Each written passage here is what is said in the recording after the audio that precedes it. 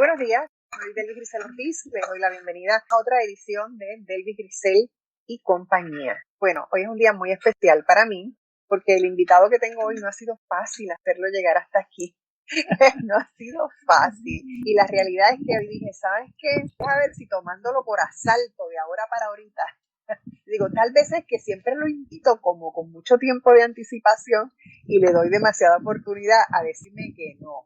Así que hoy le llegó el día y la pegué hoy porque me dijo que sí. Así que estoy más que complacida y más que honrada, debo decir, de contar durante esta hora con la gratísima compañía de nuestro gran artista Rafael Trelles. Buenos días, Rafi. Gracias, Debbie, buenos días. Y nada, esa introducción la gente va a pensar que no te quiero. Todo lo contrario. No, la gente no va a pensar eso. Ha sido que las veces que me has invitado casualmente, pues, no hemos tenido coincidencias con la agenda, pero hoy, ya tú sabes, hoy estamos aquí con mucho gusto y muy contentos de poder compartir. Bueno, que tú eres una persona muy ocupada, eso lo comprendemos, pero ya tú has visto que yo lo que hago es galas de mi tenacidad para encontrarte, para que me dijeras que... Te lo agradezco, Es que sabes que siempre me gusta contar con tu compañía porque es tanto de lo que hay que hablar contigo, Rafael Trelles. Gracias, muchas gracias.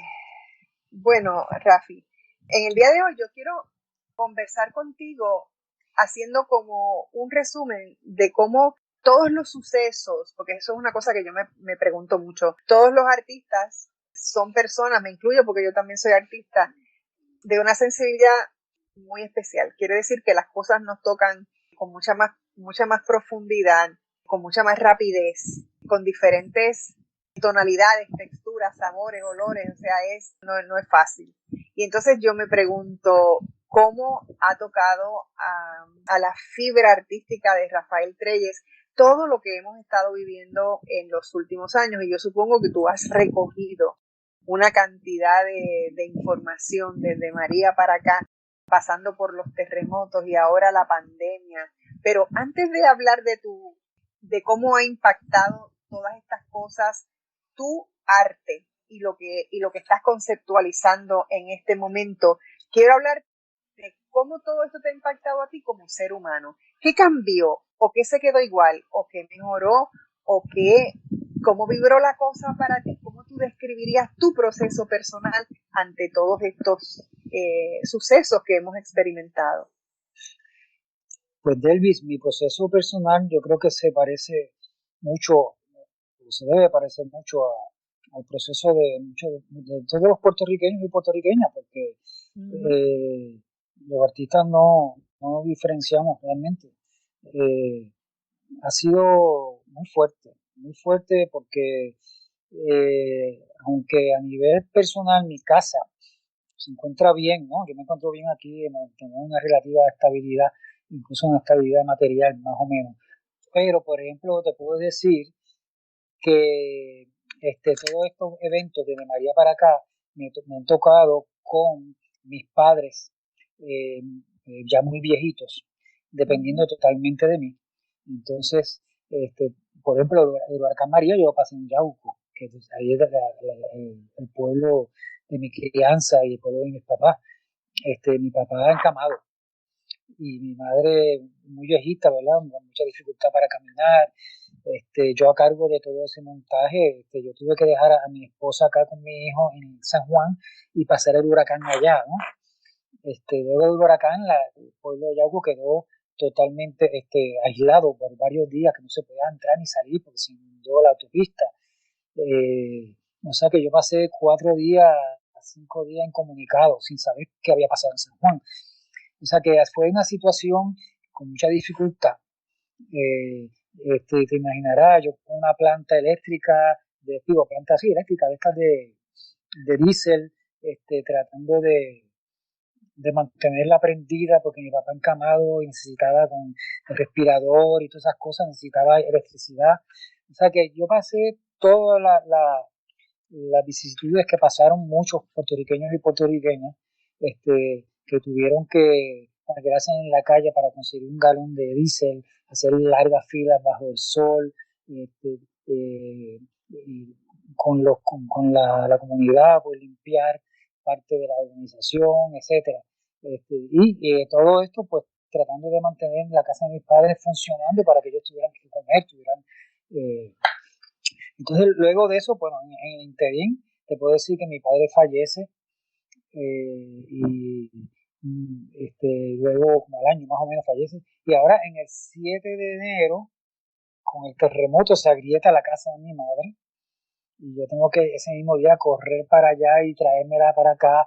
O sea, que esa situación de mis padres ha hecho de que la vulnerabilidad, ¿no?, que ha sentido muchos puertorriqueños, pues yo la haya podido sentir, aun cuando en Río Piedra, en mi casa, yo me había ocupado de tener, de estar preparado para todo este tipo de acontecimientos, ¿no? O sea que esa ha sido la situación y nada, como tú bien dices, los artistas pues tenemos también una sensibilidad que nos afecta, ¿no? Y que tenemos que utilizarla de alguna manera para convertir en una oportunidad lo que desde un punto de vista más práctico se puede considerar una situación de precariedad total. Si uno tiene la mirada del artista, uno la puede transformar en una oportunidad para entenderse uno mejor, para entender mejor el país que estamos viviendo y para también poder convertir eso en una obra de arte, convertirla también en un proceso creativo. Tu arte siempre está agarrado de todas las cosas que te rodean. Yo recuerdo no hace muchos años, ¿verdad? Porque yo no sé, yo he perdido un poco yo no sé si a ti te pasa, pero la noción real de los años yo como que la he perdido. Oye, yo no sé si fueron muchos años, si son pocos años ya yo en ese sentido, pero yo recuerdo que te acompañé hace no sé cuántos años. Yo sé que no son muchos, pero no puedo precisar ya, en este recorrido por Santurce, con las obras que están en la calle. Ajá. Que fue un recorrido a pie preciosísimo, que tuvo que ver con Santurce, un libro mural. Eso mismo, Santurce, un libro mural. También recuerdo otros años antes cuando hiciste aquellas cosas en la calle con el agua y el ¿cómo se llama? Y el hollín, diría yo. Ajá, sí. Que también fueron otras, a eso es a lo que me refiero, que tú te estás agarrando de absolutamente todo lo que ves, todo lo que sientes, todo lo que está en tu entorno. ¿Cómo tú ves en este momento? O sea, ¿cómo tú estás transformando o entendiendo lo que hay a tu alrededor en este momento? ¿Y cómo eso te está inspirando? Bueno, en cuanto a la parte creativa, aunque ya he hecho un par de obras relacionadas al huracán, ¿no? Pero esto de la pandemia, que es más reciente, y los terremotos, todavía estoy en una etapa de digerir la cosa, ¿no? De masticarlo y digerirlo, porque yo no soy persona de ser muy rapidito. Yo soy de los que procesan la información con lentitud. Me cuesta más trabajo, ¿no?, entender. Pero definitivamente son momentos que la humanidad ha pasado en otras épocas. Lo primero que yo creo que hay que tener es un poquito de conciencia histórica. Son momentos límites, ¿no?, donde la situación externa, la naturaleza en este caso, nos empuja, ¿no?, a una situación límite que nos hace entender lo vulnerable que somos, lo débiles que somos los seres humanos y lo mucho que el ser humano depende de la naturaleza, porque es parte de la naturaleza, ¿no? Y si algo ha sucedido en el último siglo es que nos hemos acostumbrado el ser humano en general a vivir fuera del ámbito natural, pretendiendo, ¿no?, creyéndonos que realmente estamos fuera del ámbito, en el mundo de las ciudades, en el mundo de la industrialización, con un adelanto tecnológico que nos permite creernos de que la naturaleza la tenemos controlada y que puede servir para nuestros propósitos a nuestro antojo, ¿no? Sin embargo, cuando ocurren este tipo de eventos que nos vemos totalmente indefensos, son grandes instantes para aprender y no es para aprender nuevas lecciones, realmente es para recordar lo que los pueblos incluso arcaicos sabían, ¿no? Y lo que el puertorriqueño de siglos anteriores conocía muy bien, de que nosotros somos parte integral de la naturaleza. Y como parte integral de la naturaleza tenemos que vivir de acuerdo a las reglas naturales. Tú te tratas de oponer, lo que va a pasar es lo que ha ocurrido ahora, que los análisis que yo he leído sobre el tema de la pandemia, se debe esta pandemia en gran medida, la gravedad y la virulencia de esta pandemia se debe a la superpoblación, a las prácticas de depredación de las especies exóticas que han tenido países como China, que esta gente pues tiene el hábito de devorar y comerse cuanto animal salvaje hay. Estos animales viven en su entorno natural y tienen virus y tienen otros patógenos que no están, que nosotros los seres humanos no tenemos defensa hacia ellos y que viven en el ambiente natural. Una vez tú empiezas a traer esos animalitos y a comértelos y interactuar con ellos, pues la posibilidad de que tú ingreses un patógeno de estos a tu cuerpo y que de pronto te enfermes, pues es bien alta. Entonces eso combinado con la superpoblación mundial, con la globalización, pues hace que infecciones que posiblemente en el pasado se circunscribían a una aldea o a un pequeño poblado, ahora de pronto se explotan como una gran pandemia mundial. O sea que está llena de lecciones esta situación de la pandemia, la situación de los mega huracanes que están ocurriendo con el cambio climático, y esas lecciones, paradójicamente, no son enseñanzas que nos lleven a aprender cosas nuevas realmente, sino a recordar las prácticas de vida que teníamos los seres humanos, otras sociedades más agrarias que respetaban y vivían de acuerdo a las normas, a las leyes que operan dentro del orden natural. Sí, no, y de hecho yo observo que aunque hay sectores de las poblaciones mundiales que van ganando conciencia de la problemática y haciendo esfuerzos para revertir todo esto, todavía no es la cantidad que se necesita de conciencia para salvar la humanidad, porque al planeta no le va a pasar nada. El planeta, nosotros desaparecemos y al otro día queda nuevo. Y eso ya nosotros somos testigos porque nosotros vimos toda nuestra vegetación destruida de una manera realmente como si fuera uno de esos fuegos de California, porque tú recordarás que todos los árboles, eso era quemado como estaba, y en pocos meses ya estaba todo reverdecido, precioso. Pero nosotros es como que no entendemos nuestra fragilidad, no tenemos compromiso con nuestra propia vida y con la vida de los demás, y yo creo que uno de los problemas más grandes es que se ha perdido mucho el respeto a la dignidad de la vida humana. Y yo creo que ese es un factor bien importante en el derrotero que tiene todo esto, tal y como lo estamos presenciando. ¿Qué tú opinas? Sí, y no solamente a la vida humana, sino a la vida a la vida misma, a la vida misma, sí. Estoy de acuerdo. Y yo creo que si lo llevamos un poco más allá, vamos a ver que llegamos al punto donde uno llega a la mayor parte cuando analizamos la mayor parte de los problemas, que es a la educación. Ha habido en los últimos, digamos, 30, 40 años, una degradación paulatina de la educación en general, y cuando no ha habido una degradación de la educación como tal, ha sido una educación que nos reafirma esas visiones de que somos seres separados de la naturaleza, que la naturaleza es algo que está allá afuera, que uno puede manipular y puede trastocar, ¿no? Es como si, bueno, el bosque es allá, la naturaleza, el bosque, eso está allá ajeno, y acá en la ciudad, pues yo creé un mundo, el ser humano creó un mundo que está totalmente separado, que es independiente, que tiene sus propias reglas, y no es así. Lamentablemente no es así.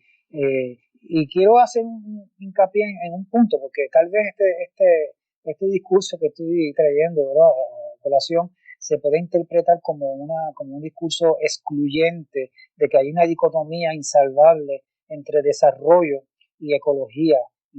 Y yo creo que no, desarrollo y naturaleza.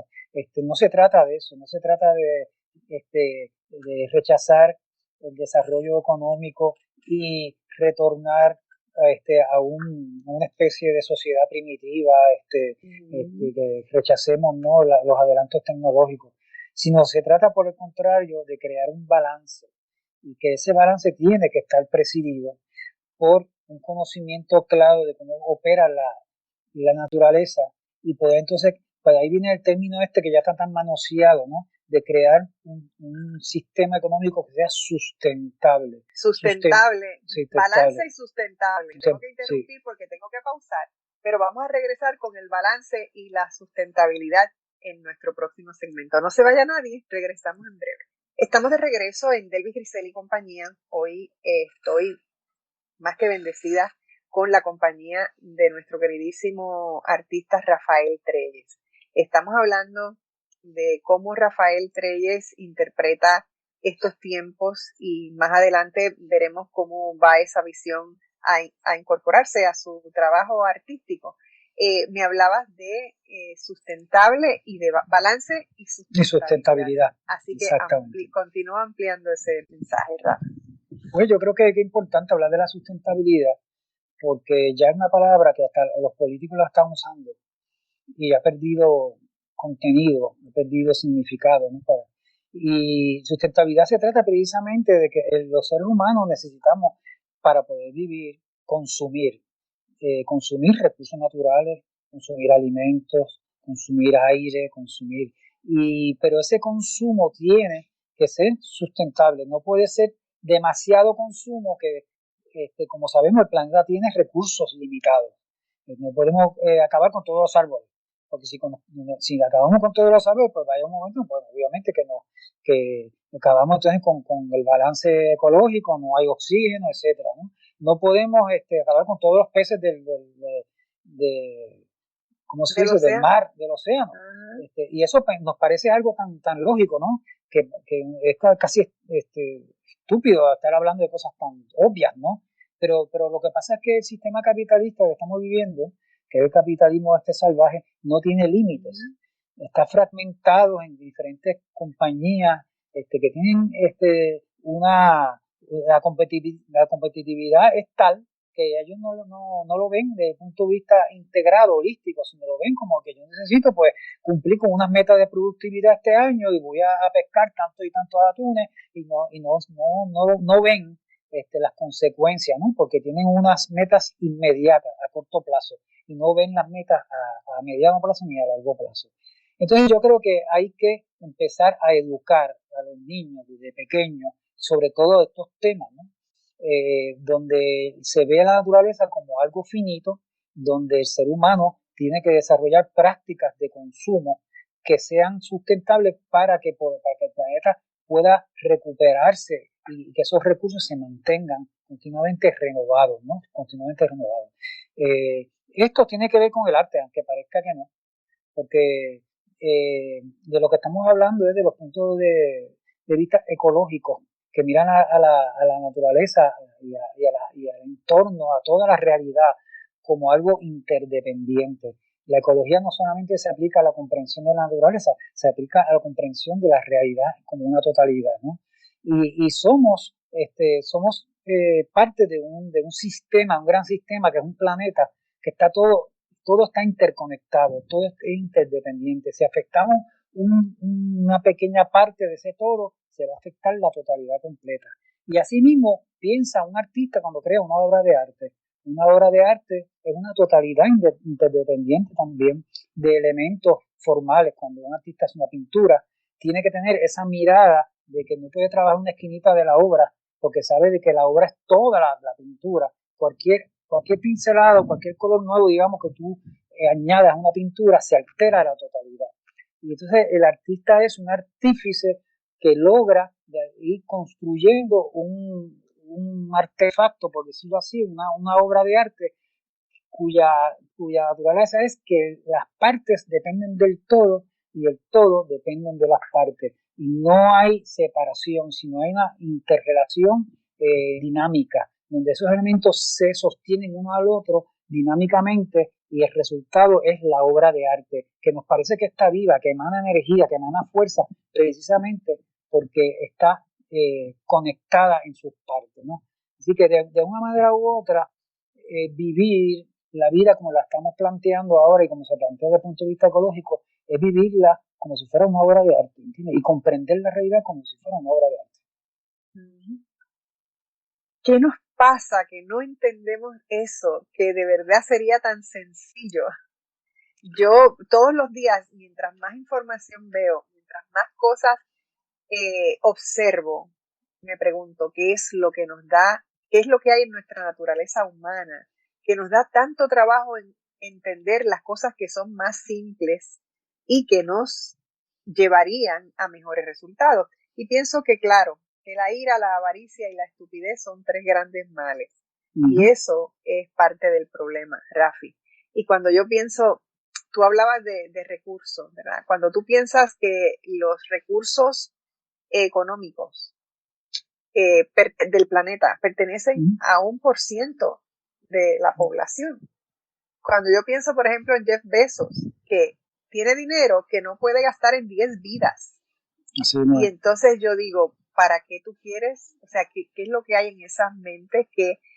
¿Cómo es que hemos dejado de estar conectados los unos con los otros y velar por lo que es el bienestar para todos y todas y no solamente el bienestar personal? ¿Dónde es que se nos ha ido la mano?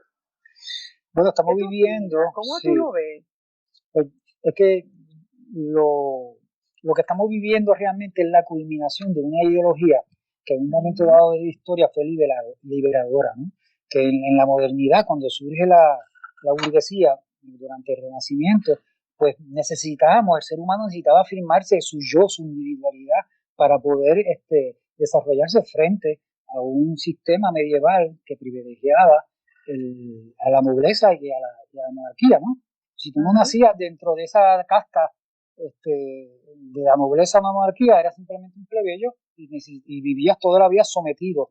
Y de ahí surge esta gente que empezó a comerciar, que se llamaron los burgueses y desarrollaron toda a través del comercio una riqueza, acumularon riqueza y pudieron decir, mira, yo soy y soy importante y afirmo mi ser porque yo tengo mis derechos, porque yo puedo, no necesito nacer de un noble para tener una individualidad y tener una importancia. Y de ahí, de ahí surgen las grandes revoluciones burguesas. De esa gran liberación que hubo en la humanidad, estamos viendo la decadencia ahora, donde en el neoliberalismo la individualidad ha llegado al punto de que se ha convertido en el problema. Creemos que nos merecemos todo. Creemos realmente, la gente cree que estos grandes ricos pues piensan de que, los grandes ricos y los pobres también, o sea, porque aquí en todos esa idea de la individualidad permea todas las clases sociales y nos creemos que no nos merecemos todo y que el individuo va por encima del colectivo. Y ha llegado el momento de crear un balance donde no solamente tengamos un balance entre el individuo y el colectivo, entre el yo y el nosotros, sino que también entre nosotros y la naturaleza, que era el que hablamos, ¿no? Estamos en ese punto y para eso es la educación, vuelvo a la educación, estas cosas no se aprenden así, estas cosas hay que enseñarlas, ¿eh? Y los pueblos primitivos se relacionaban con la naturaleza de manera armónica porque lo aprendían desde chiquitos, ¿entienden? Tenían unas creencias, y no es como ahora mismo, pues lo que nos llega a través de los medios de comunicación es esa ideología de la individualidad y del egocentrismo más recalcitrante. Bueno, dentro de todo eso, la paleta de colores de tu arte ha cambiado o te mantienes trabajando la misma paleta. O sea, ¿ha estado impactada con todo esto o no? La paleta como tal, no. Yo he seguido trabajando los mismos medios que yo trabajaba antes, más o menos. Sin embargo, sí, para decirte, ahora mismo estoy trabajando en una exposición que se llama Axis Mundi y está dedicada al tema del árbol. Y tú hablabas ahorita de cómo el huracán María destruyó toda nuestra vegetación. Y si bien es cierto de que recuperamos en pocos meses, ¿no?, el verde del paisaje, hay muchos árboles de maderas nobles, ¿no?, maderas que se están mucho tiempo, son maderas densas, que murieron, en recuperar, que no los hemos recuperado y que posiblemente no lo vamos a recuperar. Se va a tardar mucho tiempo. Sí, estamos hablando de árboles centenarios que perecieron. Ese verde que vimos que recuperó rápidamente es Lo que de las nace plantas, fácil, sí. exacto, de esas plantas que muchas veces son hasta malezas, ¿no? Y que al crecer tan rápido, pues hace que es mucho más difícil que crezcan los otros árboles. Lo mismo pasó a finales durante la segunda mitad del siglo XX, con el desarrollo de la agricultura en la, en la montaña, ¿no? Que hubo una deforestación brutal para sembrar café y para sembrar otros productos. Hoy estamos viviendo, producto de este huracán, algo parecido, y eso sin contar con el desarrollo urbano y toda esta cosa. Por eso el árbol, no solamente el árbol como ente biológico, sino también como símbolo del ciclo del ciclo del tiempo sagrado, ¿no? de los tiempos sagrados, esos ciclos maravillosos, ¿no? De nacimiento, desarrollo y muerte y resurrección. Estoy trabajando con ese tema, fíjate, y el árbol se está presente en gran parte de las pinturas, muchas veces como un centro ritual donde ocurren cosas pasando alrededor de esos árboles. A veces son palmas reales, otras veces son árboles como tal. Un bosque de mi niñez, el bosque Susúa, ha resurgido nuevamente en mi pintura, y estoy trabajando con eso. O sea que es una especie de reclamo a reconocer el árbol como una pieza indispensable en la recuperación de todo del planeta entero. Tengo que hacer una pausa, Rafi. Aprovecho, pero quiero que en la próxima intervención, quiero que me expliques cómo seleccionaste el título de la exposición y dónde quieres ir con esto. Regresamos en breve, no se vaya nadie. Estamos de regreso, compromiso hoy en Delvis Grisel y compañía, con el queridísimo artista Rafael Trelles. Rafi, cuéntame más sobre cómo escogiste el nombre de tu exposición y el mensaje que quieres llevar con él. Bueno, como te dije, se titula Axis Mundi. Es una expresión en latín que significa eje del mundo y se refiere a una concepción de que en diferentes mitos del mundo, de diferentes culturas, mitos fundacionales, tú vas a ver que hay árboles presentes. En nuestra tradición judeo-cristiana, ¿verdad? Cuando uno habla de los relatos fundacionales, pues está el Génesis, y allí está el árbol de la ciencia, y está el árbol de la vida, ¿no? Y así vamos a ver que en diferentes culturas que nos tocan algunos más de cerca, otras más de lejos, ¿no? Hay un árbol presente, ¿no? Que es como representa el cosmos, es la representación del cosmos, la representación del universo, pero también la representación del tiempo sagrado, del tiempo cíclico. Hay pensadores que han trabajado con esto, y uno de ellos que yo admiro mucho es Mircea Eliade, y que nos traen a colación de que en cualquier momento tú no puedes fundar un rito. O sea, digamos, ahora mismo, realmente el arquetipo del rito es cualquier unión que haya entre dos o más cosas con un mismo propósito. Ahora mismo tú y yo estamos hablando. Pues ahora mismo esto es un axis mundi. Ahora mismo el centro del mundo para nosotros, en un sentido, estoy hablando metafórico, ¿no? En un sentido metafórico, el centro del mundo está aquí, en esta conversación, en este diálogo donde estamos fundando algo. Esta fundación nuestra ahora es una entrevista para la radio, ¿no? Pero aquí hay una unidad formada por un intercambio de respeto, de conocimiento, de amor, igualmente, cuando muchas personas se unen en cualquier cosa, también con un propósito, ¿no? Pues hay un axis mundi. En ese lugar se funda el eje del mundo, de ese mundo que se crea, ¿no? Todos los rituales de diferentes culturas, pues en el momento que comienza en ese lugar. Se refiere más al espacio, el axis mundi se refiere al espacio, ¿no? Y tiene que ver también con el tiempo sagrado, el espacio sagrado y el tiempo sagrado. Pero son concepciones que yo tomo de la literatura, de la mitología, y la aplico a mi pintura, ¿no? Y cuando titulo la exposición de esta manera, pues doy una pista al espectador para que empiece a leer estos cuadros desde esa cosmovisión mitológica, pero no necesariamente el espectador tiene que estar familiarizado con estos temas. Simplemente aspiro a que mi pintura ya hable por sí misma, ¿no? Y los títulos pues dan pistas para uno poder entenderla, pero no hay que saber de esos temas para poder disfrutar de la obra y entender y poder hacer asociaciones y con la vida de uno particular, etcétera. Rafi, además de ser el artista maravilloso que eres y el legado que vas dejando a tu paso por esta vida, también eres, porque no es que terminaste ese proceso, porque ese proceso lo terminarás el día que mueras.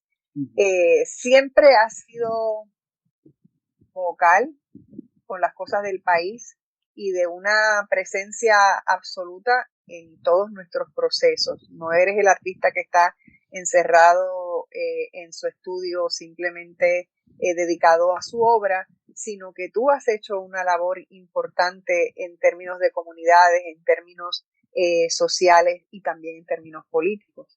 O sea que tu inserción y tu conciencia de lo que es el país y la aportación que tú puedes hacer con todo lo que sabes y lo que puedes dar, pues viene siendo algo bien importante. Y aunque ha sido bastante silencioso, porque tú no eres de los que hace mucho ruido, pero siempre estás ahí en realidad, siempre estás ahí presente. Gracias. Y siempre vas dejando una huella fuerte. Explícame esa parte de ti y cómo estás viendo el país en este momento histórico, ya tan cercano a las elecciones y con las cosas que están planteadas. Gracias por darle importancia a más o menos mi presencia pública, ¿no? Pero realmente yo lo hago porque si no lo hago, pues me tengo que ir a tratar con un psiquiatra si no lo hiciera, ¿eh? O sea, lo hago por necesidad vital, porque yo soy de los que creo que los artistas deben asumir posiciones públicas, ¿no?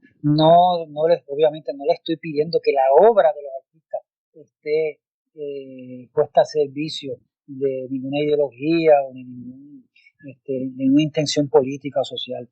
La obra, en eso yo, libertad total, los artistas tienen que ser libres a la hora de crear sus obras, pero en la medida que un artista va adquiriendo reconocimiento, también adquiere responsabilidad y debe entonces, pienso yo, expresarse sobre los problemas que atañen al colectivo, ¿no? A su colectivo. ¿Por qué? Porque pues hacerte reconocido, pues obviamente la gente te va a hacer más caso, ¿no? Y porque porque estamos viviendo unos tiempos que son tiempos muy difíciles, tiempos que estamos llevando al planeta, a la vida, a la sociedad, a unos límites, a unos extremos de destrucción total. Y no creo que ya haya oportunidad para ser neutral, ¿no? Hay que asumir posiciones. El mundo se nos está cayendo en canto y hay que atreverse a expresar las opiniones, hay que atreverse a formar parte de colectivos que se organicen buscando el bien común. Pues estamos hablando de integrarse, el artista integrándose con su voz, con su opinión, a las luchas por el bien común. Y luchar por el bien común no implica desdeñar para nada los intereses personales, ¿no? Sino buscar ese balance entre el yo y el nosotros. Y yo, pues, de alguna manera he tratado muy modestamente, pues, de aportar en algo, en organizar a veces a los sectores culturales, en convocar artistas, en unirme a convocatorias de otros artistas, en unirme a convocatorias políticas. Yo creo que estamos viviendo, ahora está tu pregunta sobre la situación del país, en una situación igualmente límite, igual que estamos viviendo a nivel mundial, lo que estamos comentando ahorita, estamos al borde del precipicio, el calentamiento global, la depredación de todos los recursos naturales, etcétera. Pues también en Puerto Rico, siendo una isla, pues somos, todos esos problemas se agravan más y son mucho más, porque aquí los recursos sí son limitados. Y creo que hay dos Puerto Ricos, fíjate, hay un Puerto Rico ahora mismo que piensa que después de todos estos problemas, primero el problema económico, la deuda, que es una catástrofe, después el huracán María y la pandemia, los terremotos, todo esto que estamos viviendo, pues esa gente de ese Puerto Rico piensa de que hay que crear un Puerto Rico empresarial un Puerto Rico que responda a los intereses de grandes corporaciones que se dedican, pues, por ejemplo, a la creación de grandes hoteles, megahoteles, y convertir esto en una especie de, de centro hotelero de alto perfil internacional. Hay otros que piensan ahora con las farmacéuticas que hay que introducir el tema ecológico al tema de traer las farmacéuticas, que las que se fueron con la 936 dejaron todos los acuíferos del norte contaminados, gravemente contaminados. Hay que insertar el tema ecológico en esa discusión. Se traen las farmacéuticas, pero las vamos a traer con todo este libertinaje de poder destruir nuestros acuíferos, el agua que es tan importante. O sea que estamos en un momento límite también, y todos los sectores, no solamente los artísticos, sino los sectores culturales, educativos, tienen que abogar por ese otro Puerto Rico que te hablaba, que es un Puerto Rico comunitario, un Puerto Rico que promueva la pequeña empresa, un Puerto Rico que promueva el tercer sector, que sea un Puerto Rico solidario, un Puerto Rico que procure la educación de todos, una educación basada en la unidad, basada en la equidad. Ese es el Puerto Rico que yo creo que es de progreso económico también, pero ese progreso económico no se puede medir en base a la cantidad de sacos de cemento que se venden. Hay que medirlo en base a la calidad de vida de los puertorriqueños, del puertorriqueño común y corriente. Esa es la medida que debemos utilizar. ¿Qué te parece el asunto bueno, lo que has estado hablando un poco va con lo del plan territorial que ahora mismo se está discutiendo y que es desastroso si aprueban esto, pero además de eso, el WIPR? Pues WIPR es también otro monumento al fracaso, digo yo, otra evidencia del fracaso de los modelos de gobernanza que hemos tenido en los últimos tiempos, que ha respondido precisamente al empresarismo desbocado, ¿no? Un empresarismo desorientado, que, por ejemplo, en este caso del mundo de las comunicaciones, entregado al mundo del espectáculo. El IPR perdió sus orígenes, que estaba orientado verdaderamente a hacer un servicio a la comunidad, un servicio de educación.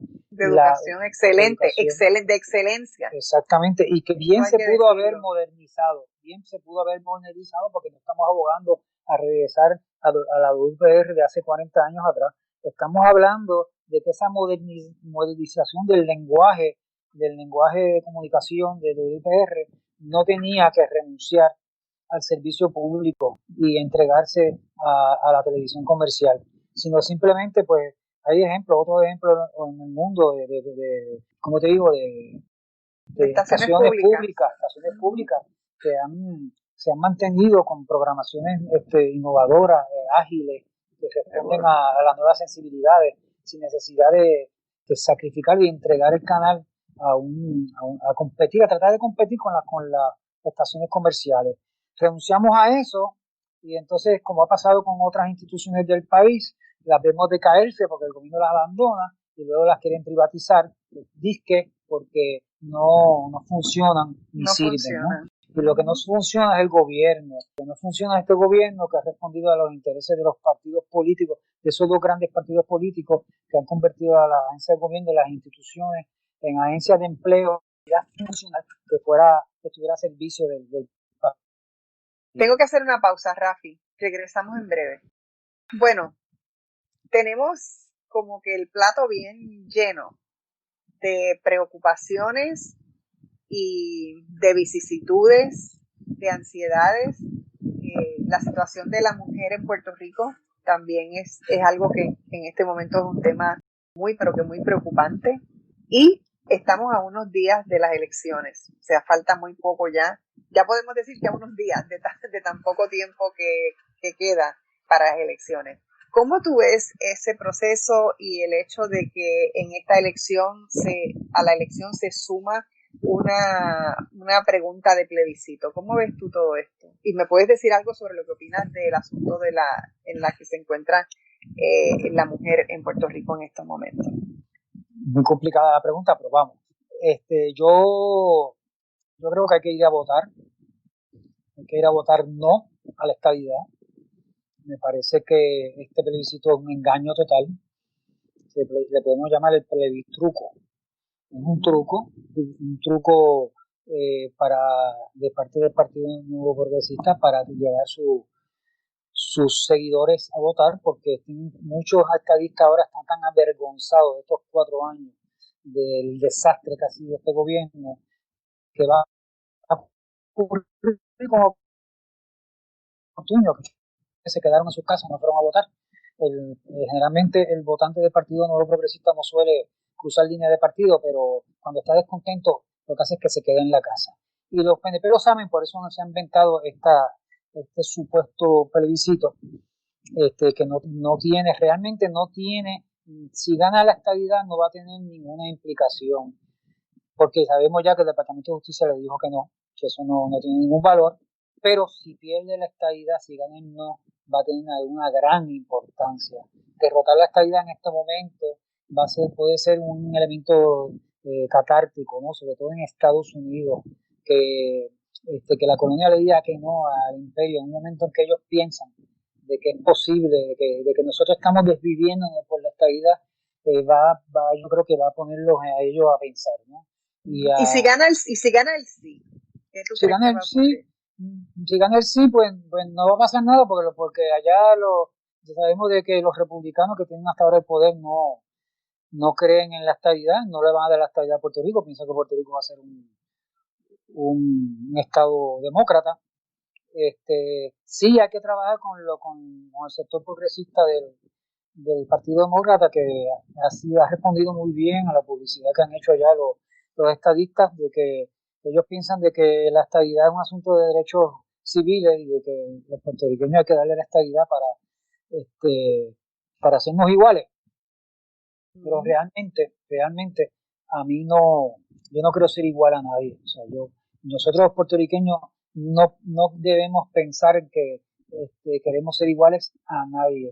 Debemos ser puertorriqueños, que desde nuestra puertorriqueñidad nos podemos integrar al mundo, podemos tener una vida de cooperación con Estados Unidos, de intercambio cultural, económico, político, con todos los países del mundo, y no necesitamos perder nuestra identidad, nuestra nacionalidad para integrarnos y ser iguales a nadie.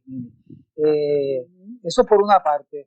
Y por la otra parte de las elecciones, pues yo creo que hay que votar, ir a votar por los mismos no.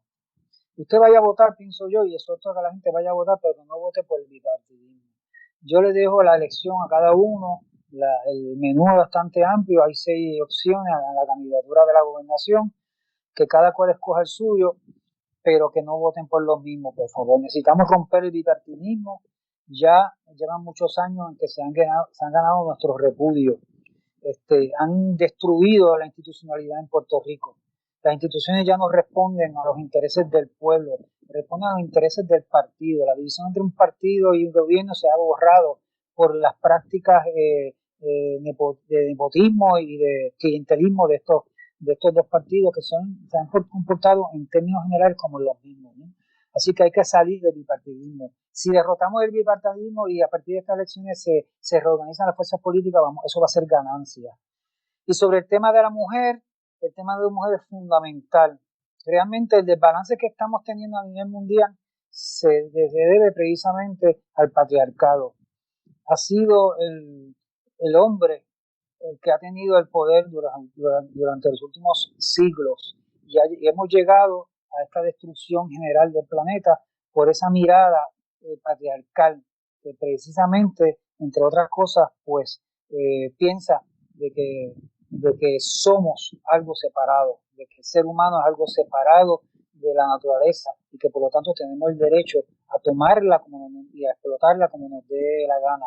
De igual manera, la mujer forma parte de esa cosmovisión patriarcal. La mujer es vista por esa ideología como un objeto también que puede ser usado, que puede ser disponible, que se puede disponer de él a gusto y gana. Incluso se puede matar y se puede violar, porque el ser humano, el hombre piensa, dentro de este mundo patriarcal, piensa de que él tiene la hegemonía, el poder sobre la naturaleza, incluyendo la mujer. O sea que en el centro del desequilibrio planetario que estamos viviendo está el desbalance entre el hombre y la mujer. En la medida que logremos recuperar ese balance entre todos los seres humanos, entre el hombre y la mujer y entre todos los géneros, vamos a lograr un balance también planetario.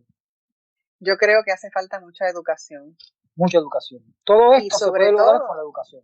Seguro que sí. Y yo creo que a mí me encantaría ver una campaña educativa fuerte que viniera de hombres hacia hombres, explicando por qué tiene que haber una transformación, por qué tiene que haber un cambio, cuál es la manera correcta de comportarse, porque muchas veces lo que nosotros vemos cuando se hacen campañas educativas, las campañas educativas lo que hacen es fomentar la misma violencia, porque cuando tú ves que tú repites una escena de violencia doméstica, pero ¿qué estás enseñando? Cuando tú tienes una mujer con un ojo hinchado en la televisión o un papá con una correa pegándole a un niño, ¿por qué no hacemos un cambio e iniciamos una conversación en la que podamos hablar de qué es lo correcto y por qué con argumentos? Porque es que también a veces queremos poner como un sello en la frente de la gente, mira, esto es lo... No, es que yo creo que hay que conversar, hay que dialogar, hay que llegar a entendidos.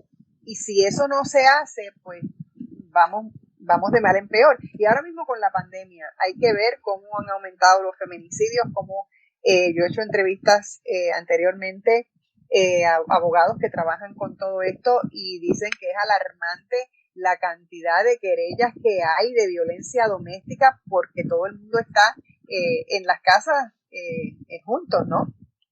¿Qué opinas tú? Sí, definitivamente. Yo creo que los hombres tienen que hablarle a los hombres que tienen la mente correcta. Yo también creo lo mismo. Yo creo que esa parte del mensaje puede ser muy persuasivo si sale de los hombres hacia los hombres, definitivamente. Hay que hacerlo, definitivamente. Como yo estoy en estado de aprendizaje continuamente, o sea, todo en esta sociedad, lo primero que hay que partir que todos somos machistas, hombres y mujeres, porque nacimos y nos criamos en ese contexto, ¿no? Y yo lo que he hecho es aprender desde que nací, y aprender a entender de qué se trata esta convivencia, ¿no? No solamente entre hombre y mujer, sino entre seres humanos diversos y entre seres humanos de la naturaleza. Y lo he hecho con mucha dificultad. Tuve la oportunidad de haber sido criado por una madre. Nací en un hogar donde mi madre pues, era divorciada y fue un gran ejemplo, ¿no? Y para mí siempre la mujer ha sido un modelo de muchas cosas positivas, un modelo de padre y de madre, de una mujer empresarial, de una mujer con mucha determinación. Esa fue mi madre. Qué bueno, ¿no? Qué sí, bueno. Uno, o sea, es divino que tú lo puedas decir y manifestarlo de esa forma. Así que tú serías un excelente hombre para hablarle a los otros hombres. Mira, así que te reto a que te invente algo en esa dirección y cuenta con mi apoyo. Cuenta con mi apoyo. Lo he pensado. Cuenta con mi respaldo, porque estamos viviendo un momento realmente crítico. Yo tengo el corazón roto con la noticia del cadáver de esta muchacha ¿verdad? Que finalmente se identificó que se trataba de ella. Me parece horroroso. Tenemos que detener esto. Tiene que haber de alguna manera una conversación, una educación, un entendimiento en que simplemente somos seres humanos, dejemos de estar estableciendo diferencias y etiquetas para todo, porque es que hay una etiqueta para cada cosa. ¿Y por qué poner tantas etiquetas y tantas enfermedades y tantas cosas? ¿Por qué no nos podemos ver como lo que somos? Simplemente somos seres humanos y hay espacio para todo el mundo. Sí. Y en la medida que nosotros, pero eso requiere de mucha conversación y como tú dices, has estado toda la vida aprendiendo, pues es que así es. Hay que estar toda la vida aprendiendo, pero si nos abrimos, si escuchamos, si estamos dispuestos a ser tolerantes también, y si respetamos la vida, pues mucho podemos avanzar, ¿tú no crees? Sí, todo eso dentro de la educación, que ahí viene entonces la famosa educación de género, de perspectiva de género, que tanta polémica ha traído en los debates de los gobernadores, que me parece muy bien que se discuta, me parece muy bien que haya tantas opiniones diversas, porque a través de esa discusión pública podemos entenderlo mejor. Definitivo. Rafi, no lo vas a creer, pero se nos ha terminado el tiempo. Ha sido magnífico conversar contigo gracias. durante esta hora. Muchísimas gracias. Espero que esta no sea la única vez. No, por Dios, tú sabes que... espero que más adelante también puedas estar. Así que muy agradecida de haber tenido tu compañía hoy en Delis Grisel y compañía. Que estés bien. Muchas gracias. A ustedes, amigos, muchísimas gracias por escucharnos. Hasta mañana.